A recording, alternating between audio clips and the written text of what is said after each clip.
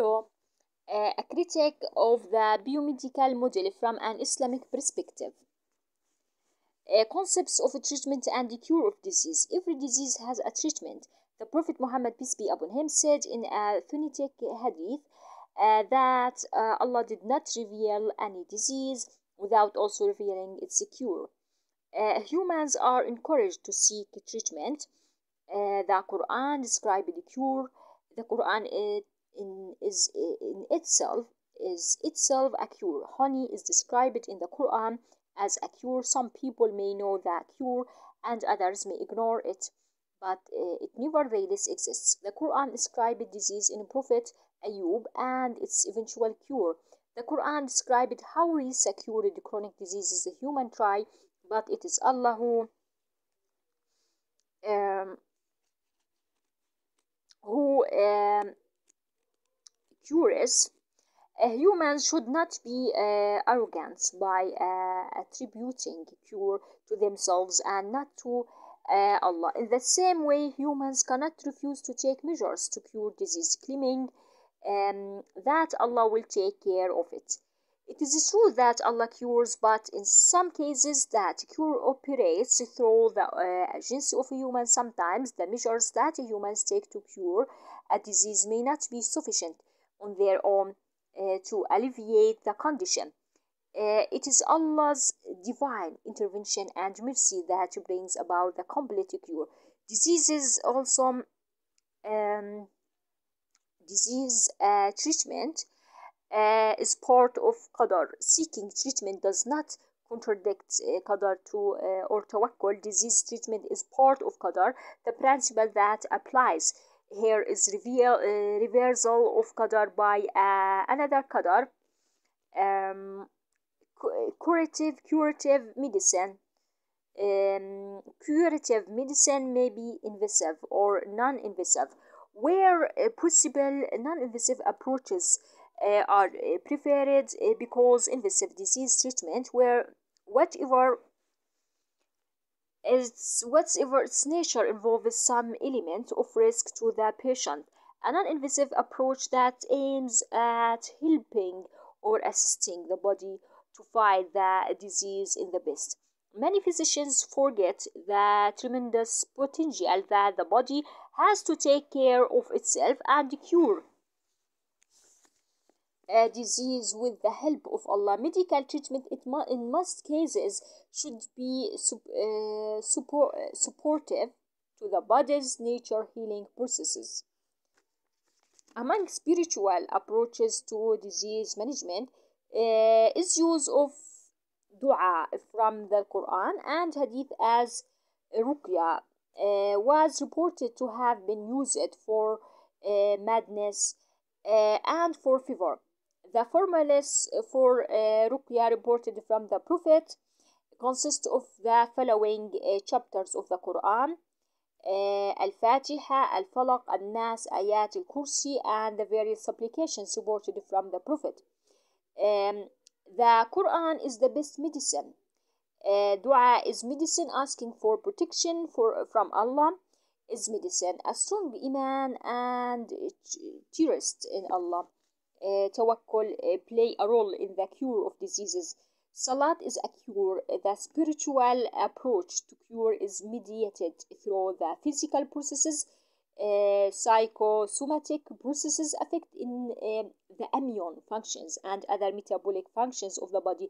A believer who is spiritually calm will have positive psychosomatic experiences because he or she will be psychologically healthy and at ease. Fifth, can change the very perception of disease symptoms. Pain is, for example, subjective.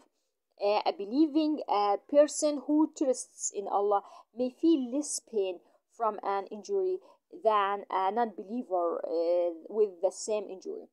Among physical approaches to disease management are diet, natural agent, chemical, animal, and plant products, manufactured chemical agents, surgery, and physical treatment. Heat, all therapeutic agents and procedures are allowed unless they contravene a specific provision of the law.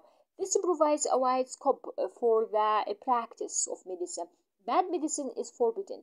Bad medicine causes more harm than benefit. While seeking treatment, the moral teachings of Islam must be respected.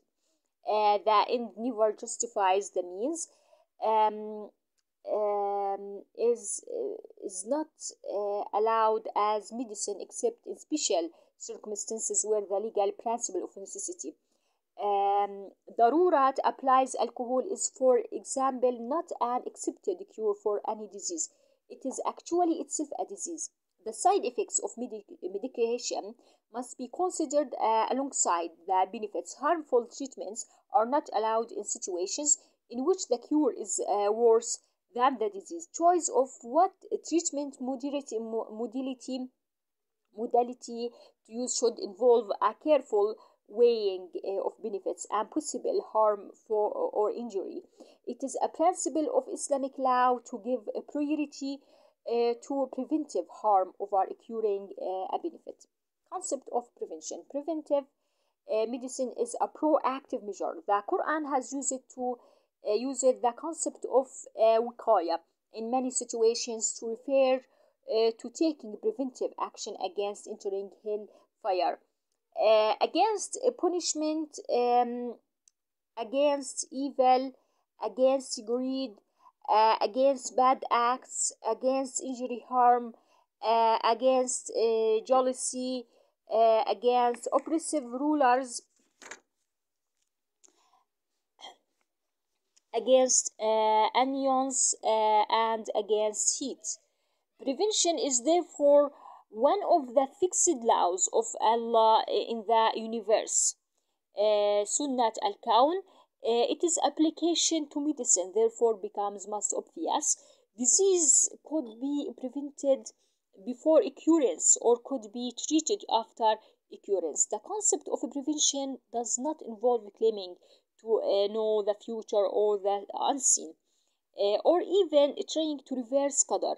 The human, using limited human knowledge, attempts to extrapolate from the present situation and anticipates certain disease conditions for which preventive measures can be taken. Only Allah knows for sure whether the diseases will occur or not. The human uses knowledge for risk factors for a particular disease established empirically to predict disease risk. Preventive action usually involves alleviation or reversal of those risk factors. 3 levels of prevention. The concept of prevention can be understood at 3 levels. Primary prevention aims at making sure the disease does not occur at all. Secondary prevention aims at limiting the impact of the disease once it has occurred. This is usually by attempting to detect the disease early and instituting necessary treatment. Tertiary prevention aims to mitigating the long-term sequels and complications of a disease. Prevention also involves avoiding any act that can hurt good health or destroy life. There are activities that promote good health and are part of preventive medicine because they put the body in the best possible status to be able to fight and overcome any disease that occurs. Examples of such activities are physical exercise, rest and recreation, diet, remembering Allah, happy marriage, and good family life.